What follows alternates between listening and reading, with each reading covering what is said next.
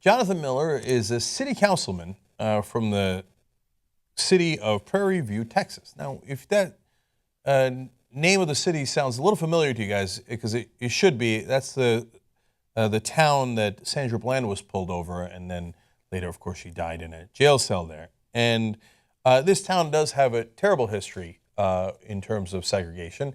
From time to time, cops there will come out and say, no, I don't know what you guys are talking about. Because oftentimes activists have complained well before Sandra Bland was arrested, and you saw it in her arrest, that they'll pull over minorities based on trumped up charges just to check things out, either make sure that not every black person is a criminal or harass them, etc. Now, and you saw it in the video of Bland and her interaction with the police. And then the cops will come out every once in a while and say, no, outrageous, outrageous. We don't hate black people in this town.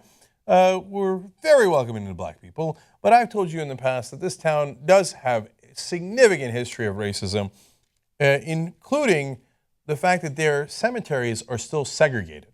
Whites only, blacks only. Okay. In fact, as late as 2007, a judge ordered that an unidentified white woman who was obviously dead should be buried in the black cemetery because he didn't know who she was, and the black cemetery had some room. I don't know if she was homeless, but he said, okay, let's bury her there. I probably didn't think twice about it. It was an uproar in the community. Even if it's a homeless white woman, how dare you try to bury her with the black people? Even their dead cannot commingle. That's in 2007, okay? So now, here we are again in that town, and like I said, Jonathan Miller, the guy you're actually looking at, is a city councilman. That's great. He's 26 years old. He's already active. He's participating in the process. That's terrific. But that didn't stop the cops from coming over to his house because they were concerned about what was happening there. Now, let me tell you what was happening. The men had gone outside, him and his friends, the men had gone outside to practice a step routine for a homecoming event at Prairie View A&M. Now, for those of you unfamiliar, that's dancing. So now some of his friends were in a fraternity that's still going to school. He's 26 years old and he's a councilman, right? So, but they're dancing in their own lawn. Ooh, that does sound dangerous. At some point, they go to their cars to change their shoes, even further danger. Okay, so then the cops show up, of course. Honestly, I say, of course, jokingly, but why in God's green earth did they show up? Okay, now what you're going to see is the video of what happened afterwards. Now, it is a little setup to this. CNN covered this story. I'm going to show you the video. But the point where they pick up the story, the cops have already arrived. They've already told them, oh, there was a little girls and little guys in a car doing whatever. That's a quote from the cop. There's been drug activity, so we came. Okay? Now, at that point, the councilman has already explained to them, this is my house. I'm on my lawn. There are no little girls or little boys here, as you can see. There's no drug activity. And they keep telling him, move back, move back. He's like, move back to where? This is my house. I'm on my lawn, right? Move back, okay? We're in the middle of an investigation. Investigation of what? You see what you see right in front of you.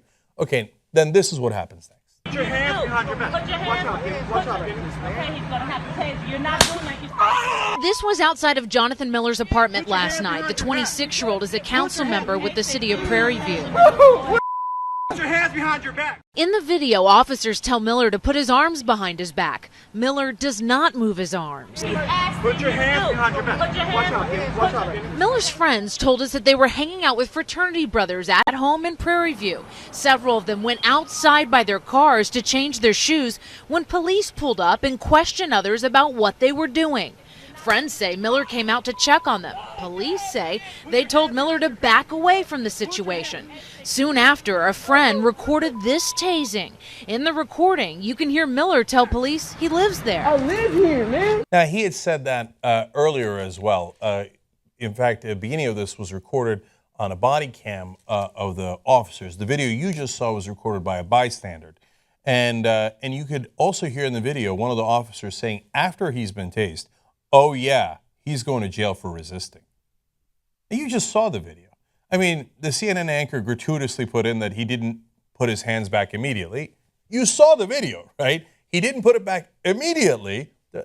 Not much of an effort there by the cops, just stand back, and the guy's saying, okay, well, I guess they're not going to do it or something. Boom! Tase him. At first, I had a mini heart attack because I thought they shot him, right? So luckily, he survives the tasing, and he's not under house arrest. They arrested him in his own house. That's the illusion we're making here with the graphic. So now, what in the world did they arrest him for, right? Resisting arrest. But wait a minute. What was he arrested for in the first place that he was resisting? Right? The cops know that they've gotten in trouble for that in the past, so they added a charge. So Miller was arrested and jailed on charges of interfering with police and resisting arrest. Now, those are the two biggest bullshit claims that cops constantly make throughout this country, okay?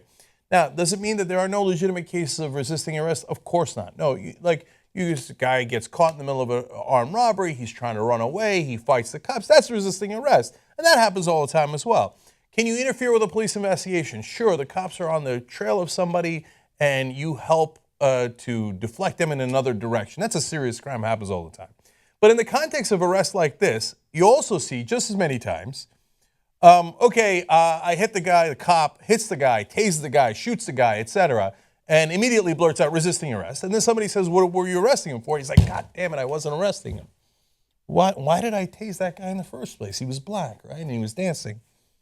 And we try to keep the blacks separate here. But look, at least there's some cops that are black, and they've also participated in this. That's great. Heartwarming, really.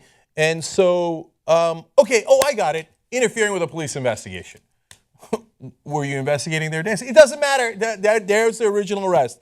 He was interfering with a police investigation. I told him to back up off his own lawn. He wouldn't back up off his own lawn. So then when I went to go handcuff him, he didn't move his hands in that first second. And then I tased him, and then I arrested him and jailed him for being a no-good criminal. He's a councilman in that city.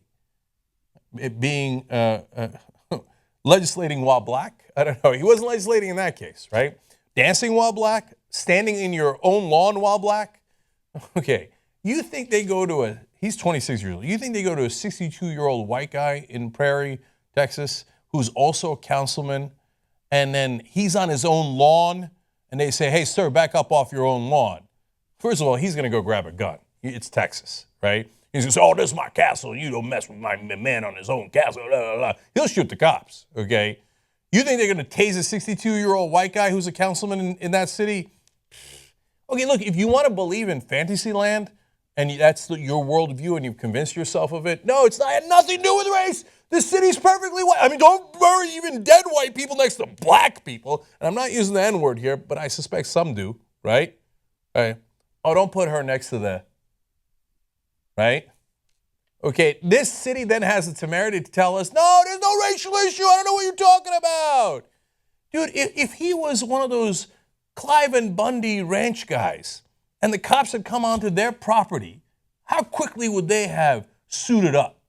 How many assault rifles would they have come out with, right? And the kid's got nothing on him. He's got his normal T-shirt on because they were dancing. That's what they were doing. Doesn't matter. Biggest crime in America, disrespecting a police officer. If you're black, I mean, if you're white, he can disrespect you back, and then he can pull his guns, and then you got to back down. I saw it happen. You all saw it happen. The whole country saw it happen. Clive and Bundy, they all pull guns on the cops, and the cops go back. Imagine black guys. Oh, you came on my lawn, officer? Hold on, let me go get my automatic weapons. How do you think that goes down? It doesn't matter. You're unarmed. He's lucky he didn't get shot. They only tased him and arrested him and jailed him.